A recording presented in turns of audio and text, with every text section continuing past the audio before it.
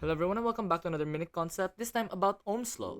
So Ohm's law is another law involving electricity that describes electric potential difference as proportional to the current as well as the resistance at a certain point in a circuit.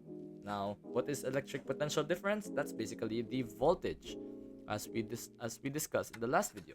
So Ohm's law is given by V equals I R. Now, this is basically applicable to anything in a circuit. Now, there are certain things to understand about Ohm's law. So, for example, let's have ourselves a little circuit here. So, we'll have our resistor. We'll have another one here. And we'll bring it back there. Okay, so there are two types of circuits. We have a series like this one, and in a series, only the current is constant. So current is constant in a series. Now, how about in the other type of circuit? The other type of circuit is what we call a parallel circuit. A parallel circuit looks like this. So we'd have our battery here, and we'd have our standard loop. However, we have mini resistors here in the middle. Well, not mini resistors, just standard resistors. They're just small because I don't know how to draw. There. So the current would split between these evenly, but the voltage remains the same. So voltage here is constant, but the constant in a series is the current. All right. So now, how would we apply Ohm's law? So, the total voltage of the system for this would be equal to 12 volts. We know this because the battery attached to the system, this is a battery by the way, the battery attached to the system is 12 volts. So, how would we get the rest of the voltages at each resistor? Well, for that we need to assign more values. So let's say that we have resistors with 1 ohm, 2 ohms, and 3 ohms. There. So in series, let's get rid of this first. In a series, resistance adds up. It's that simple. So in a series, our total resistance is equal to R1 plus R2 plus R3. So we can say that this is R1, this is R2, and this is R3. So we would have 1 plus 2 plus 3 ohms, and this would equal 6 ohms. Now, in solving problems with Ohm's law, we have to segment our problem solving. And we can segment it into portions like as one whole, one resistor at a time, two resistors at a time, but obviously we ideally want one by one. So we'd have to deal with our total first, since we can have our total resistance. So we have the total voltage would be equal to the total current multiplied by the total resistance, and we know that the total voltage should be equal to 12 volts, and we don't know what the current is, but we do know that the resistance is equal to 6. So to get the total current, all we have to do is divide both sides by 6. So our current now, hold on, let's move here. So now our total current would be equal to 12 divided by 6, which is equal to 2, and this is in unit amperes.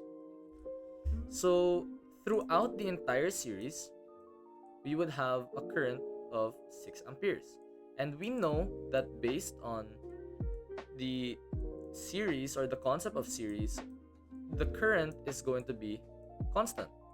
So now we can actually solve for the voltage at every point. So at R1, the voltage of R1 would be equal to the current at R1 multiplied by its resistance. So let's have V1 is equal to I times R1.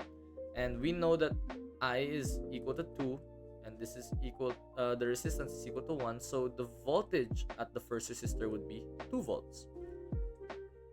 In the next one, we would have V2 is equal to 2 times 2, which is equal to 4 volts. And for V3, we would have 3 times 2, rather 2 times 3, sorry, 2 times 3, and that's equal to 6 volts. Add these all up, we'd have 2 plus 4 is 6, plus 6 is 12, and we'd come back to our total voltage, which is 12 volts.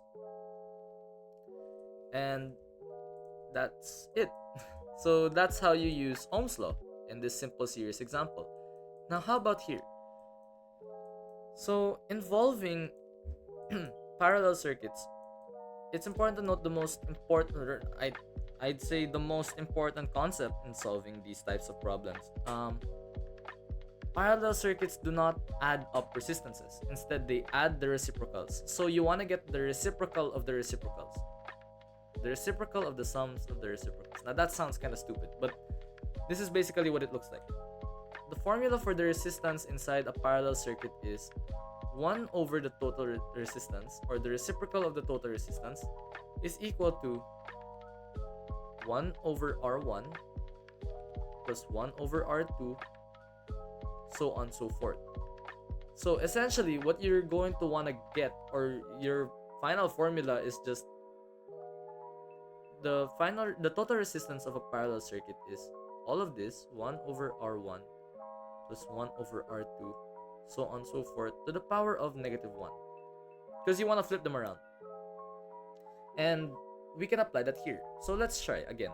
Let's use the same values of our resistors earlier. Let's use 1 ohm, 2 ohms, and 3 ohms. Let me use a different one so that we have contrast. 1 ohm, 2 ohms, and 3 ohms. Okay, so we wanna try this first formula out. So 1 over RT is equal to 1 over 1 plus 1 over 2 plus 1 over 3. Now what is this equal to? This is basically 1 plus 0.5 plus 0.3, and that's essentially or rather, let's just keep it in fraction form so that's easier. So we do this side first. So 2 times 2, that's 2. 2 plus 1, so that's equal to 3. We have 3 halves here, and then plus 1/3, and repeat the process. So 2 times 3, that's equal to 6. Cross multiply, that's 9. 3 times 3 is 9, and then cross multiply here, that's 2. So we'd have 11 over 6. You can try that in your calculator. And now, is that our final answer? The answer is no, because we still need to get the reciprocal. So what do? We just have to flip it over. So this is equal to 1 over RT. So RT is equal to 6 over 11. And that's it. So that's our total resistance. So our total resistance here, our total resistance for this circuit is going to be 6 over 11. Now, how do we get the voltage at each of these resistors? So we can get the voltage at each of these resistors using just the notion that they're all constant. So all of them have the same voltage. 12 volts is running through all of them, right? Or yeah, 12 volts is running through all of them, since that's the total voltage of the system. Now, I would like to ask this question before moving forward. Which is brighter? 3 light bulbs in series or 3 light bulbs in parallel? Take into consideration that in a series circuit, only the current is constant, but here, voltage is constant. So what does that mean? Basically, I can remove one of these light bulbs in parallel and they would all still shine the same brightness. If I remove a light bulb in series, all of them would turn off. That's one thing. And obviously, since the voltage here isn't the same As you can see here, some of them have lower voltage, they wouldn't all shine as bright. Unlike here, in a parallel circuit, all of them will shine the same intensity. So that's it. And now how do we go about solving this? So really what we want to get is not the voltage, what we want to get is the current. How do we get the current through all of these resistors? Well, the answer to that is easy. We have the total resistance, we have the total voltage, so now all we have to do is go at it one by one. So how do we do that? So the voltage here is equal to 12 volts. It's equal to we can get the we're not going to go one by one on each resistor. We can go about getting the current first of the entire system. So the total voltage of the system is 12 volts, and we know that the total resistance of the system is 6/11. So I times 6/11. Now we have to divide both sides by 6/11. So that's just 11 times 12 divided by 6. And that's equal to 22. So our total current is equal to 22 amperes. Now where do we go from here? Now that current excuse me, that current is going to be split. We can determine how the current is going to be split based on this other formula. Wait, so I'm going to remove this now because we already know these values. I'm going to make this smaller too because it's really crowding up the space. Okay, there. So we have our RT, we have our VT. Our VT is equal to 12 volts, and we also have our IT. That's equal to 22 amperes. Now, the way we get the division of the current for each of these resistors is like this. So we first take our standard just basically our voltage, right? Our voltage, but it's not exactly the IR that we're going to be following here. It's going to be the total current times the total resistance over the resistance of whatever resistor you're getting. So for example, in resistor number 1, so we'd have, let's just make this equal to R1.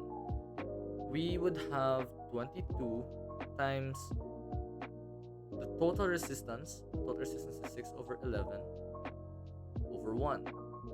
And that means that it would be just the same, right? So basically just 6/11, and this become 2, this become 1. So 2 times 6 is equal to 12. And the total current going through this resistor number 1, would be 12 amps. Next, how about resistor number 2? Let's label them again.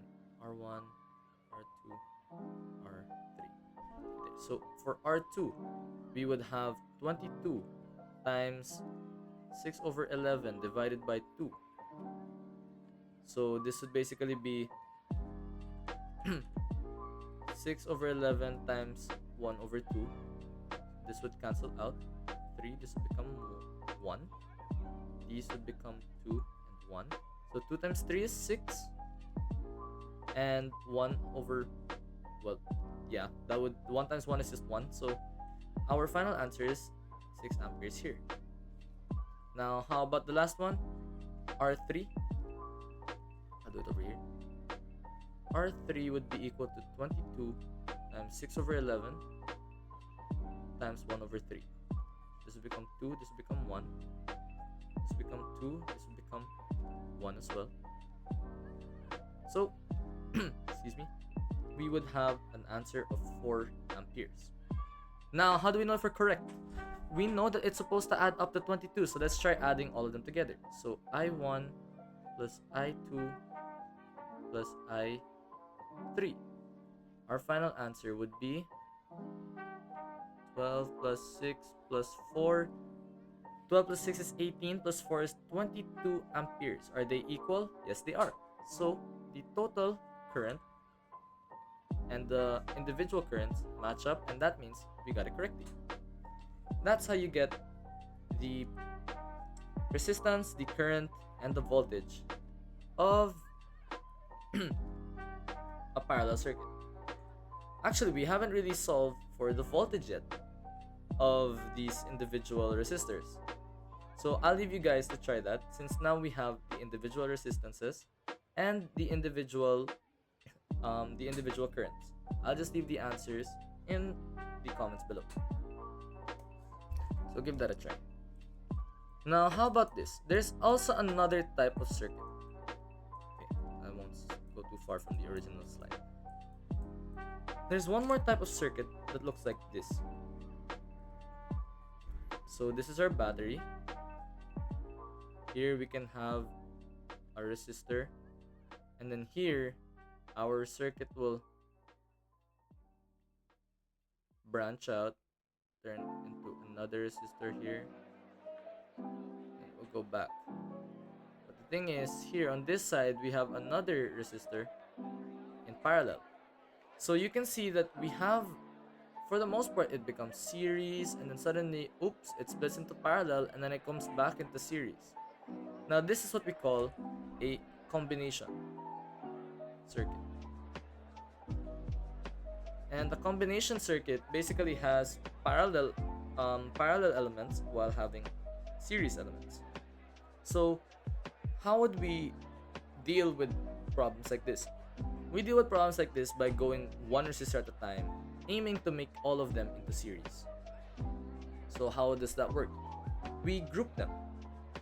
So this would be R1. This would be, let's say, but this is R2 and this is R3. This group here, this entire group is R2, 3. This is R4. Now, what we want to see would look like this. Let's put this up.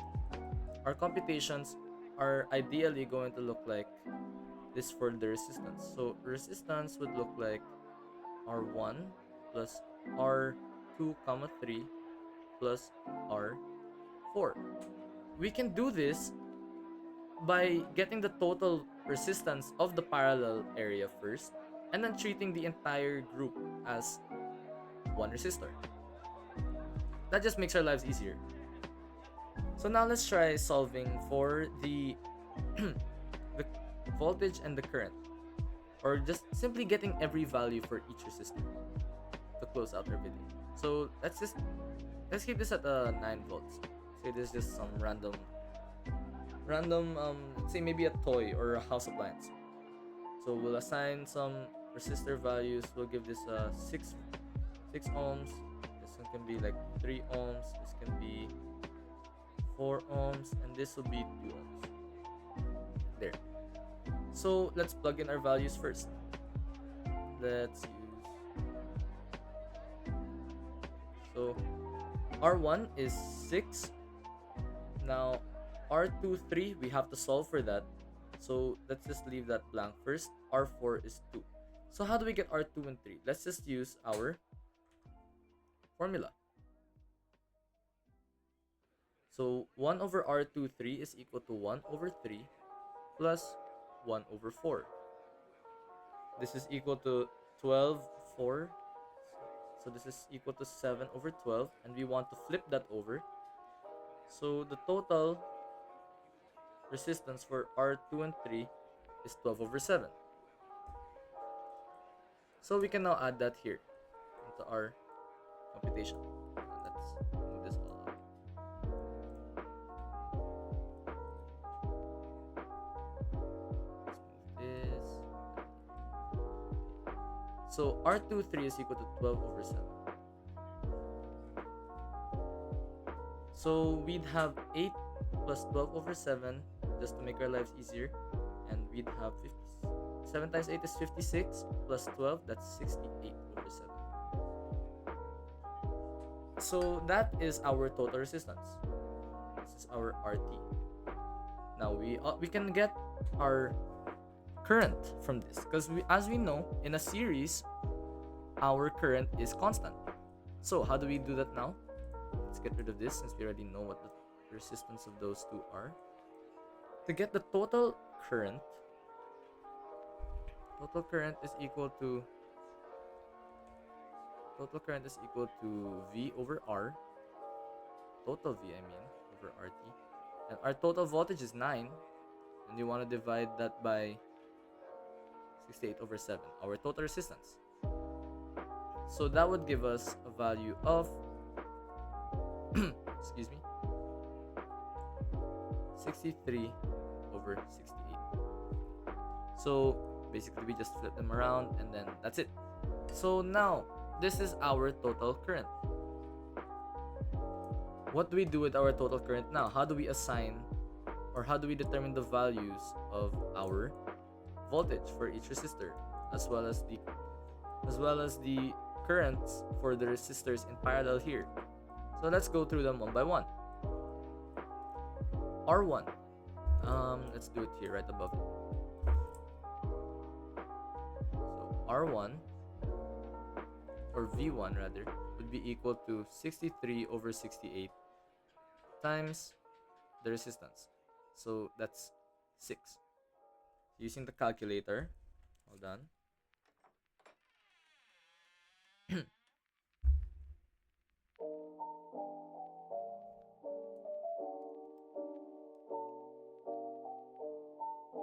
Hold on, sorry. So we have 63 over 68.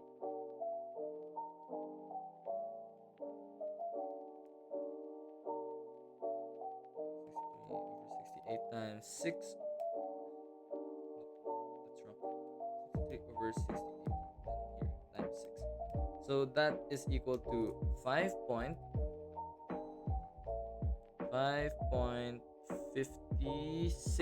approximately. 5.56 volts. Now how about these two?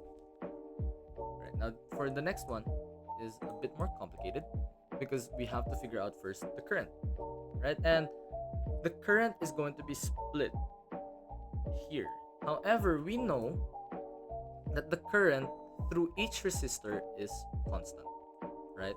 So let's take this portion of the drawing out. I'll just move. I'll make another one here. So we'll have our, oops, forgot to draw the resistor. There. So this is going to be R2, R3. This will be, if I recall correctly, this is 4 ohms. Yeah, 4 ohms.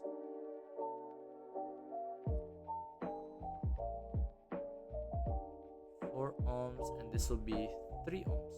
All right. So how will we get the the current for this set of resistors? So we know that in the series, I is going to be constant. So for R2 and 3, resistors 2 and 3, I2 and 3 is going to be equal to I1 and I4. They're all going to be equal. So in that sense, I2 and 3 is going to be equal to 63 over 68 amperes, right? And now where do we go from here? We know as well that the voltage the voltage between these two resistors will be equal, because that's the property of parallel. So V2 is going to be equal to V3, which is equal to V23. So that means the way we can start this is actually by solving for the voltage first. Since we know that we have the total resistance of this, we have the total resistance, we have the total current for this area, we can solve for the voltage. So going back, we know that the resistance for this circuit is this portion of the circuit is 12 over 7. If I'm not mistaken, yeah, 12 over 7. So let's start plugging in our values. So V1, V23 is equal to 63 over 68 times 12 over 7. So these will cancel out. This is 9, this is 1. This can be simplified. We can use 4, so 3 and 17. So we'd have 27 over 17. And that's going to be our total voltage. That's going to be our total voltage for this portion of the circuit. Now, again, we have this voltage is going to be the same for all of them. So how do we get the current? Now, we just have to use Ohm's law again for each resistor. So resistor 2 will use the current through resistor 2 will be equal to V2 over R2, and that's going to be 27 over 17 all over 3. So that's basically times 1 over 3. This becomes 9, this becomes 1, and we'll be left with 9 over 17 amperes. Now for the next one, I3. I3 can be taken through the same process. So the voltage through I3 and the resistance of I3. We know that the voltage is 27 over 17 and R3 is equal to 4. So we'll just have 27 over 17 times 1/4. We can't simplify anything, so we'll just have to brute force it and we'll get 68. 27 over 68. And that is our current. So now if you plug in these values into the calculator, we should get the same value here. So let's try 9 over 17 plus 27 over 68. And yep, 9 over 17 plus 27 over 68 is equal to 63 over 68 amperes. So that is how we got the voltage at this point. The voltage, the resistance, and the current. And really, that's the only hard part about a combination circuit. The more parallel parts there are, the more you have to do this all over again. But the process gets a lot easier with practice. So I suggest you guys can search or create your own circuits with a bunch of random numbers, and if you see that they're going to align with one another, like how we figured it out here, then that means that you did it right. So practice makes perfect. Well, no one's perfect, so practice makes consistency. So let's just complete this final example with the voltage of the last resistor. So the voltage, the voltage of the last resistor, sorry. So the current is 63 over 68 and multiplied by the resistance. So cancel, this would become 34. And we'd get a final answer of 63 over 34. And this would be equal to volts. And if we add all of the voltages up together, we would have to get 9. So 63 over 34 plus our approximate value of 5.56 plus our voltage here of 27 over 17. That should get us, 9. Approximately 9. So that's it. And we've covered everything about Ohm's law now. And that's really the bread and butter of the next topic. Or just in general, just schematic diagrams, understanding voltage, current, and resistance. Ohm's law is the primary source that you're going to have to go to understand it. So understanding and practicing it, solving for the resistance, the current, and the voltage, that will really make your mind sharper in understanding different circuits. So thank you everyone, and this video was a bit long, but I hope you guys understood it because it's going to be worth it, especially in maybe your upcoming exams. So thank you everyone, and goodbye.